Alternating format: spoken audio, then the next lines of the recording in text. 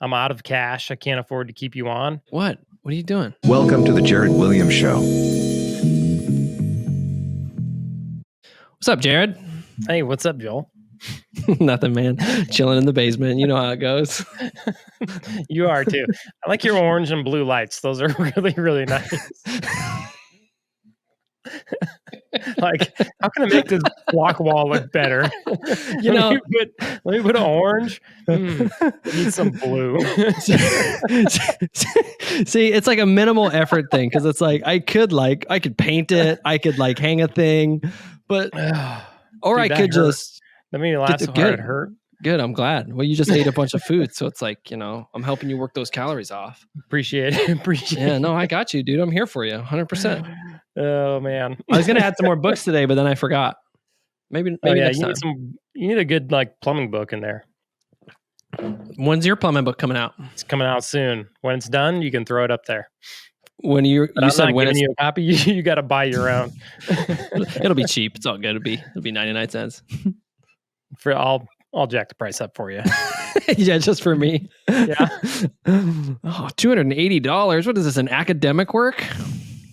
Yeah, It's gonna have some good stuff in there. Yeah, it's academic. Oh, dude, if I wrote an academic work, that'd be an act of God.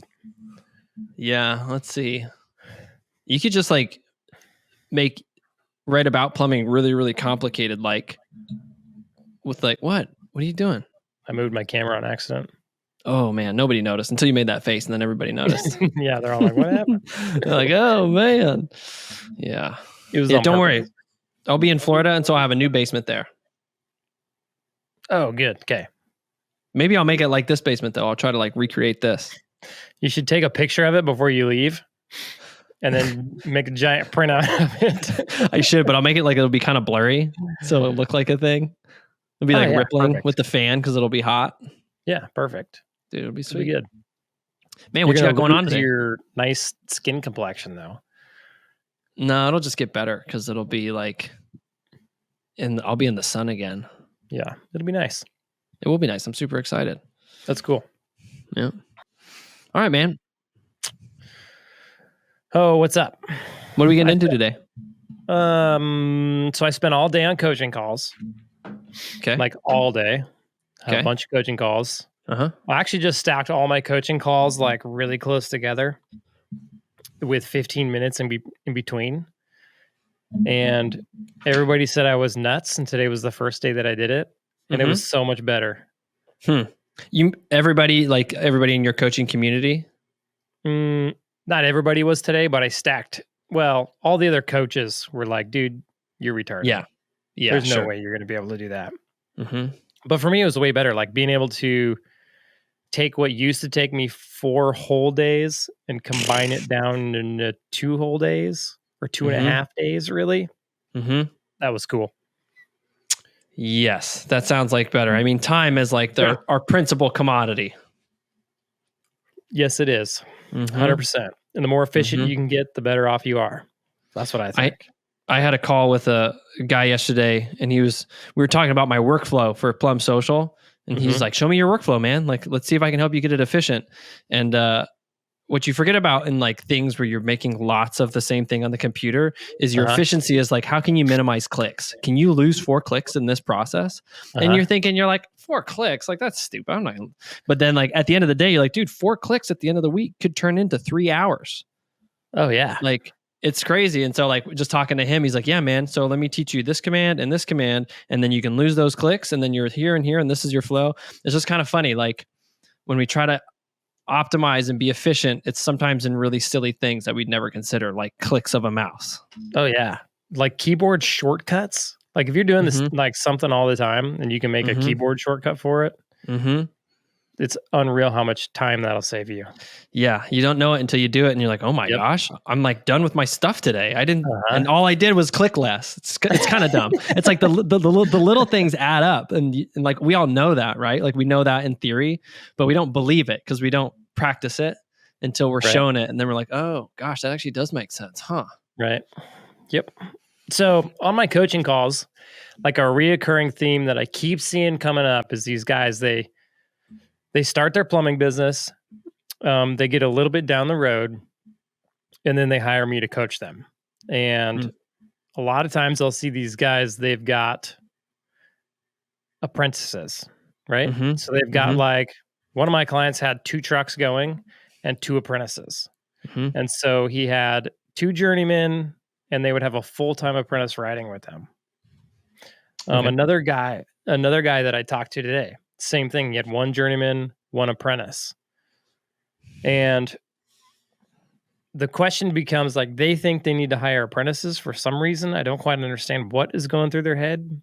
But like, we could talk about when should you hire an apprentice, and in what stages, what kind of employees you're looking for, right? Because it actually came up in pretty much all of my calls today. Like, what am I looking for in an employee? How do I find employees? Should I or should I not hire an apprentice? That's what we need to talk about today. Yeah. Okay. That sounds good. I've heard from the calls that I've been on that people will hire apprentices because the idea is you can sort of take this person and then bring them up in your culture and your company, and then you'll have like a really solid worker at the end of it. Yeah, you are right. Yeah, but you're wrong. Okay. Okay. That's kind of what. Sense that that's what people do. But they are wrong in doing that, in my opinion. Okay. How come? What happens? So I think that's cool, like later on in your business, okay? When you're making a bunch of cash, and then you want to go bring somebody in and train them for a year on how to do your systems and do things your way and add to the labor pool. That's cool.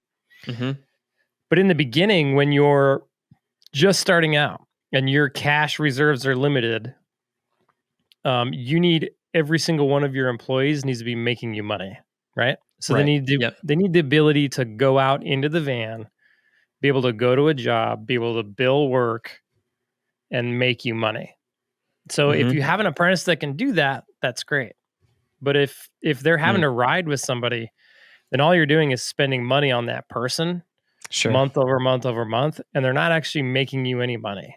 And so strapped for cash in the beginning, you're trying to invest in more marketing, more vans, more equipment, more tools, more, fill the vans with stock. You're having to invest in hiring systems.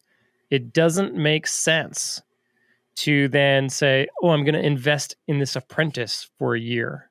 You're already investing in too many things to risk investing in an apprentice.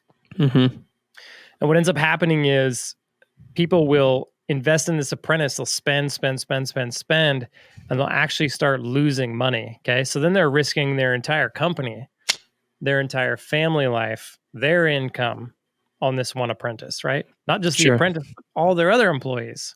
Right. So it's just a bad idea all around to bring an apprentice in the beginning. You really want all of your plumbers, all of your employees need to be producing. They need to be creating cash flow. Okay. Sure. Yeah. Gotcha. Does that make sense? It does. Yeah. Production defined as cash flow, not just he works really good because he's not independently working really well. He's with other dudes who are just there, could be even there chilling. Because they got to be there with the apprentice.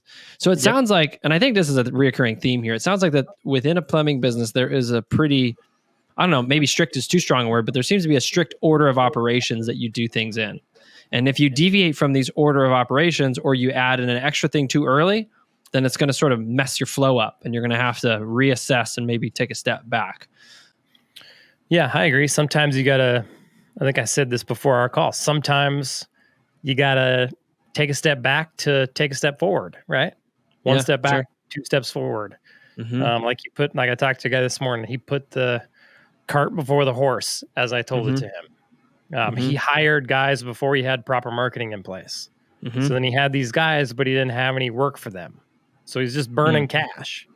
And then he doesn't have the cash to invest into marketing. And so it's like, okay, you need to take a step back. You're probably going to have to get rid of your guys because you only have enough work for yourself. Go jump back in the van, put some money away, go get some marketing, hire a marketing company, do some marketing, create some call volume, and then you can start hiring guys back again. Right. That's kind of the right order of operations, right? So for him, he needed to take a step back and actually reinvest in different areas. Right. And will he do it? It's up to him. Yeah, that's a tough one, especially if you have some employees that you like that are promising. But honestly, the quicker you can let those employees know the reality of the situation, the more likely you'll be able to get them back when you can take them back. Because if you let them sit there for too long without anything to do, that's going to leave a bad taste in their mouth potentially. But if you're like, hey guys, listen, I got to let you go because I just don't have the call volume. But when I get the call volume, you're the first people I call. And like in the back of your head, you can be planning how you can win them back if they're really good. You can promise them whatever pay, whatever the benefits that you can give, but you still have to get your call volume there so that you can actually deliver on those promises. Yep. I always tell all my clients when they're dealing with, employees that maybe they got to let go, I always tell them, just be totally honest with them. Hey, I made a mistake. I screwed up. Yeah. I did this thing. Like I didn't do enough marketing to keep you busy. I'm out of cash. I can't afford to keep you on. And just be real and level with them. Like if they're a good employee, hey man, you're an awesome employee. I got nothing against you. I love having you work here. But for the safety of this company and for the well-being of this company, I got to let you go because I made a mistake. And I'd like to bring you back on once I get this fixed. And maintain that relationship. Like keep that a good relationship. Just be honest with them. Tell them, I'm not going to make this mistake again. And especially if they've hired like me as a coach or somebody as a coach, you can tell your employees, I hired a business coach. We're getting on track. It's going to be way better in the future. Sure. And you'll likely get that employee back. Yeah, I think so. Especially with sort of the plumbing company that if you're their coach, we know they're trying to create. Like they're trying to create a plumbing company that will be very advantageous for that person to work at. Yeah. Yep. So you're going to be able to offer them something that probably the other company is going to have to work for in the meantime isn't going to be able to offer. Yeah, because ultimately you want to build a plumbing company where you're offering this premium product at a premium price, right?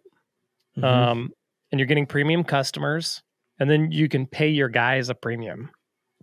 So everything around the board is just premium. Yes, premium. Premium everywhere, right? And that's really that's where the money is, okay? If you have a premium price but not a premium product, then you're going to lose. You're not going to make any money. Right. Customers are going to be unhappy. If you have a premium product, but you don't charge a premium price, then you're going to lose because you're not going to make enough money to pay to fulfill on this product that you're trying to fulfill on. Right. And then if you have a premium product, premium price, but you don't have premium people because you're not paying them premium wages, you're not going to be able to fulfill on that product, right? Right. So it all kind of goes hand in hand. Sure. And it's really the business you want to build. You want to have premium everything, like premium marketing, premium software, premium people, premium vehicles, premium tools, just the best of everything. And that's going to do two things. It's going to make you the most money while you own your business, and it's going to make you the most money when you go to sell your business. Yep. Because so you achieve the short term and the long term. Yeah, because we got to be building something of value, right? If you're going to build it, build something that's valuable. Do your best to build something that's valuable, right? No sense in building something that's not valuable. Yeah, definitely. Yeah. So talking about apprentice, so we talked about sort of when you don't want to bring in an apprentice. So why don't you speak to when you think when it's a good time to bring in an apprentice and why you would do so? And I guess maybe why? Like, we'll start with that. Honestly, I just wouldn't do it. Okay. And that's just me. Because I don't want to pay to train somebody. Gotcha. Beyond, I don't want to pay to train them on the basics. Sure. I'll take somebody who knows the basics and train them on maybe the more complicated stuff, because that training process can be pretty quick. But to train somebody on the basics, it's going to be a long time before they're ready to bill in the truck. I'd rather let another company train them on the basics, and then I'll grab them and pay them more over at my company. Mm-hmm. That would be a much better move in my mind. So I kind of go ahead. That way you're not just wasting that money, right? Yeah, on an sure. employee that you don't know if he's going to stick with you or not. Yeah, sure. Because he might actually not even like the style of business that you run. Even if you're running the business correctly, that might not be for him. Might not be the environment that he actually wants to be in. Yeah, it might not be a good fit. As surprisingly as that sounds, but that does happen. Yep. Yeah. Yeah, because I can definitely hear, like, the argument I hear is still the one where it's like, yeah, man, but like he's like young and impressionable, and I can like shape him into whatever. Yeah. The only apprentice I would hire is one that I could put in a truck by himself. Yeah. Like he knows enough to get out in the truck and get billing. Even if he's going to go out and make mistakes and be able to learn from those mistakes, that's okay. Mm-hmm. As long as he's out there making you money, that's what I would care about. That's how I would measure if I'm going to hire him or not. Mm-hmm. Yeah. You know, outside of apprentices, like thinking about when guys are hiring new plumbers, right? Mm-hmm. A lot of guys, when they're early on in their business, they'll get stuck on the, okay, I got to hire this like superstar. Okay. Because I need a superstar to take care of my customers. And while you want to hire as many superstars as you can, the fact of the matter is you can't get all superstars. And sometimes when you're growing your business, you have to get employees that are good enough. And then you can bring them in if they're good enough and you can train them. And if they're trainable, they'll become much better. If they're not, then they'll usually tend to move on. Or if they don't make you money, that's when you kick them out the door. But you kind of want to bring them in like, okay, this guy's going to be good enough to get me by for the next 3 months. This guy's going to be good enough to get me by for the next 6 months. And then at that point, we'll reevaluate. That's okay to hire those guys. Yeah, sure. Because you kind of like, especially in the beginning, you don't have a giant labor pool to pull from. So you kind of have to be okay with, okay, this guy's going to get me by because I need a body right now. Right. And then keep hiring, always be hiring. And then get into it and go, here's a really good guy. I'm going to hire him too. And then figure out who you want to keep at that point. Sure. Rather than waiting 6 months to hire somebody to wait for that good guy, right? Get the guy that can come in. He can be good enough. He can make you some cash. He doesn't get that many 1-star reviews. Maybe he gets 1 or 2 in that 6-month period. That's it. The rest of them are 5-star. That guy's going to be good enough. Yeah. So maybe like work on, because I think there is a limiting belief, or maybe it's not necessarily limiting, but it's a perspective that says this apprentice, I'm going to be able to turn him into the plumber that I want. And it's going to be easier to do that than to turn this plumber into the plumber that I want, who's already worked, who's already done stuff. And I think we think that because, well, he's young and he's impressionable, but I don't know. I don't think there's a whole lot of validity in that thought. Because I think if you have a good culture and I don't know, if you can train well at your shop, then you should be able to take somebody because you hired the right person. Almost made it through without laughing at you. I see where you're going. Yeah. Speak to that. Like, or am I completely off?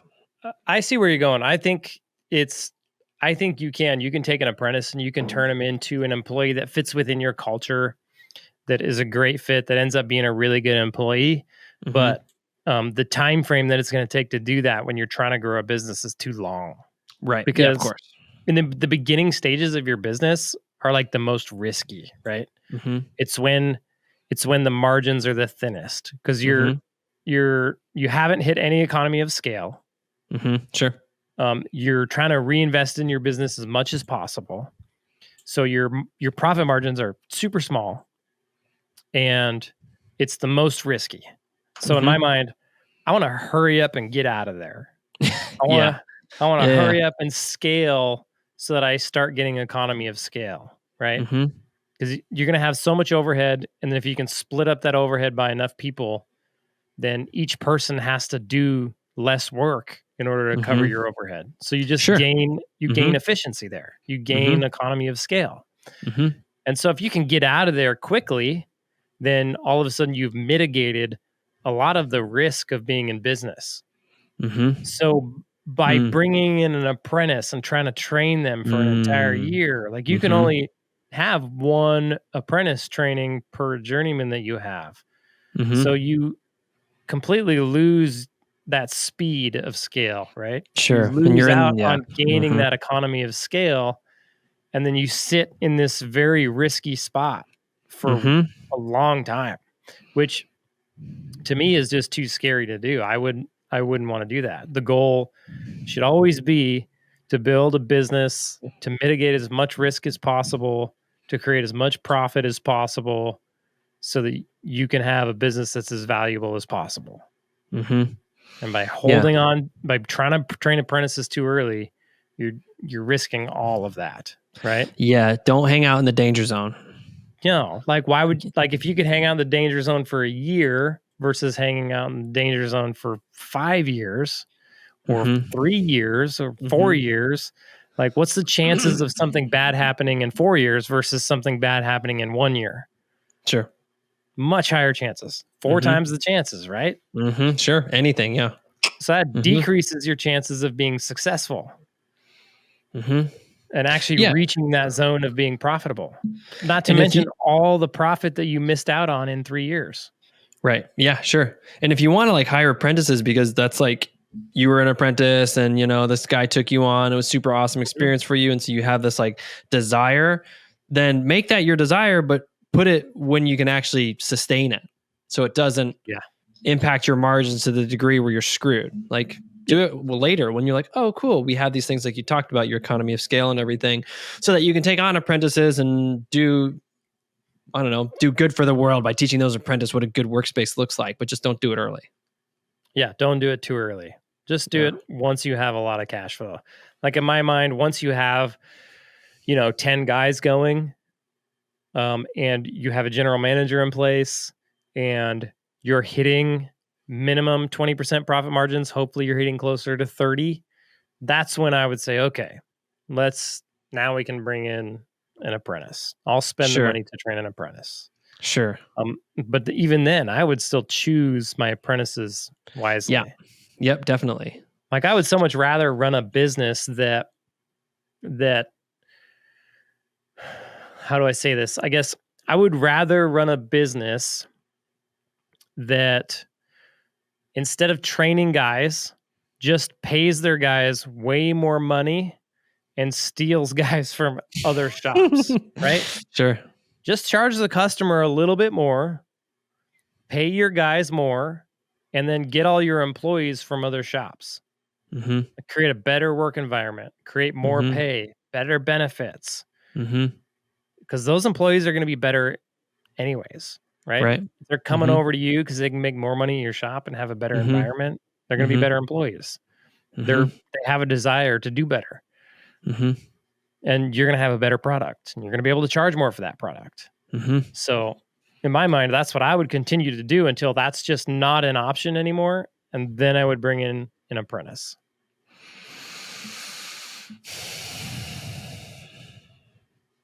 Yeah, it makes sense to me. Yeah, makes total sense. I'm a good sense maker. Okay, so why else would somebody bring on an apprentice too early?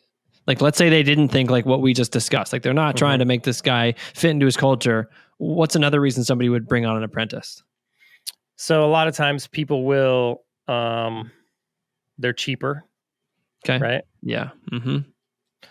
Which really, I mean, it really doesn't do you any good. Yeah, they're cheaper, but do they make you any money?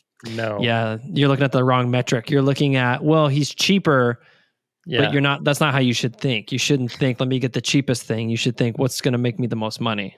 Yeah. So I talked to a guy, and he basically was like, so I got these 2 apprentices. They actually roll around together because one of them could technically be a journeyman, and but he doesn't fill out his paperwork very well. The other one is an apprentice, and doesn't have the work experience, but he's really good at filling out paperwork. So together, they're like one journeyman. And I'm like, no, why? What are you doing? Like, why do that? Yeah. And it's like you're taking up one truck with 2 apprentices when you could take up one truck with one journeyman who would likely make you more money than those 2 apprentices, even though they're cheaper or the same price or whatever, right? Yeah, and you're not helping those apprentices because you're allowing the guy to not get better at paperwork by allowing somebody to do his work for him. Yeah. So it's like you're not doing a service to him because once he's done here and he needs to move somewhere else or whatever, he's going to be like, yeah, I worked this long, but I suck at paperwork. I'm like, what? That's weird. Yeah. You worked there guy used to do all the paperwork for me. I just had a guy who did that for me. Do you guys not have a guy like that? Like it's, it's not fair to him. Yeah. So I told him, hey, well, get rid of the apprentice that does the paperwork. Tell the apprentice that has the quality to do the work that he's going to have to do his own paperwork. And then he'll probably be more productive, actually, because he won't have somebody to chit chat to all day. 100%. And he'll probably actually like start making you money. Yes. And then plus you just stop spending on the other apprentice. So it's like a win-win. You're going to make way more money that way. Yeah. Yeah. So again, correct me if I'm wrong, but it seems to me that like, since everybody is running solo, like everybody's running with just them in their truck, the longer you keep them with somebody else, it's not the reality of their job. So it's just going to it's going to stifle their growth, because if I always have somebody rolling with me, I'm always going to have somebody to bounce ideas off of. That's going to be my habit, which is going to translate that when I'm alone, I'm always going to be bugging the GM. I'm not going to be able to make these decisions on my own. It's just, I'm not going to be as effective because I was sort of handheld too long. Yes, that is correct. 2 people in a truck, in my experience, is always less efficient than 2 people in separate trucks billing separate customers. Mm-hmm. It's never good to have 2 guys in a truck trying to serve one customer. It just doesn't work. It's not effective. It costs way too much money to have them there. They're likely not as efficient as if one guy was by himself, and you end up losing money. Mm-hmm. So if you're doing that, like if you got 2 journeymen in a truck, just quit doing that. That's a waste. Like you are just burning dollars, lots of dollars. That's dumb. That's stupid with a capital S. Holy moly, that's real stupid. Jeez. Jered doesn't usually talk like that, folks, so forgive his harsh language. So watch out. Cool. Well, what else on Apprentice? You got anything more? Dude, that's it. Don't hire him. Like if you're starting out, don't hire him. Don't hire him until you have exhausted all possibilities of hiring totally capable people that can bill out. Then go hire people you have to train. That's really what it boils down to. Sweet. Okay, man. Well, thanks. I appreciate that. That makes a lot of sense. Dude, you bet. When are you starting your plumbing business? Oh, yeah. Anytime now. Just gotta go to plumber school and learn the difference between a union bolt and a normal bolt. Perfect. I'll see you next time, Jered. All right, see ya. Hey guys, if you like that episode and you want to see more content like that, I've picked out a special episode just for you. All you got to do is click right here. Go ahead and do it. Just click right there.